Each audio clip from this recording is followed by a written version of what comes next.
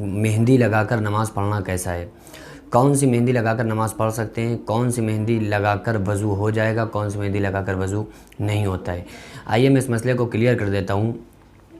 कि कौन सी मेहंदी लगाकर नमाज़ पढ़ना जायज़ है और कौन सी मेहंदी लगाकर वज़ू हो जाता है। आप इसको समझने के लिए बस एक फ़ॉर्मूला समझ लें, वो ये है कि अगर कोई भी चीज़ आपके हाथों में या पैरों में या जिस्म के किसी हिस्से पर,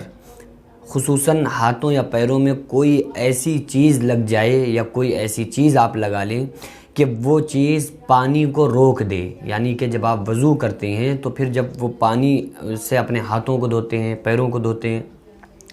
तो अगर वो पानी आपके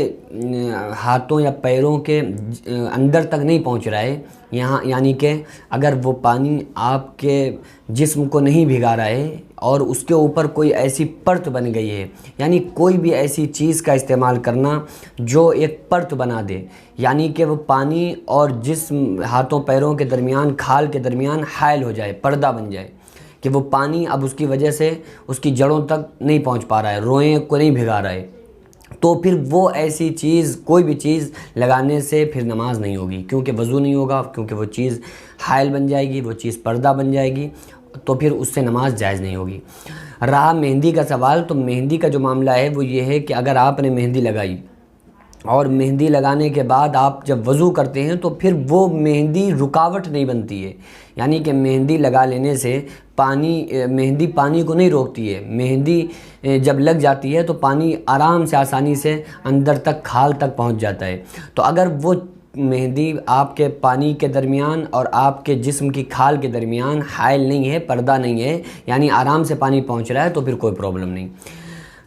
दूसरी बात यह है कि काली मेहंदी के मुतालिक ये आता है कि फिर एकदम बालों को खिजाब लगाना और बिल्कुल काला कर लेना, ये बात जायज़ नहीं है। इसके सिवा जो भी मेहंदी हो, चाहे वो मोन स्टार हो, चाहे वो कोन हो, या वो पत्ती वाली मेहंदी हो, आप उसको लगाकर नमाज भी पढ़ सकती हैं, आपका वज़ू भी जायज़ होगा, वज़ू बिल्कुल बिला कराहत जायज़ हो जाएगा। क्योंकि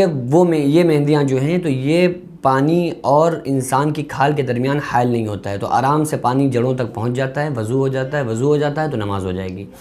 इसलिए हमें ऐसी चीज़ों से परहेज़ करना चाहिए जो हमारे पानी को रोक दें, हमारे पानी को जड़ों तक पहुंचने में हायल हो जाएं। अब वो चीज़ें कौन सी हैं, जैसे नाखूनी होती है, तो वो नाखूनी जो होती है वो परत बना देती है, नाखूनी से परत नाखूनों पर बन जाती है, तो फिर अगर वो परत बन गई है किसी नाखूनी से तो फिर पानी अंदर नहीं जाएगा, पानी अंदर नहीं जाएगा तो वज़ू नहीं होगा, जब वज़ू नहीं होगा तो फिर नमाज जायज़ नहीं होगी। तो इसलिए ऐसी चीज़ों से परहेज़ करना चाहिए जो हमारे वज़ू और गुस्ल में खलल डाल दें। उसके सिवा जितनी भी चीज़ें हैं उनको, जिसकी इस्लाम ने इजाज़त दी है, उनको लगाने में कोई प्रॉब्लम नहीं है और उनको लगा सकते हैं, नमाज भी जायज़ हो जाएगी, वज़ू भी जायज़ हो जाएगा। दुआ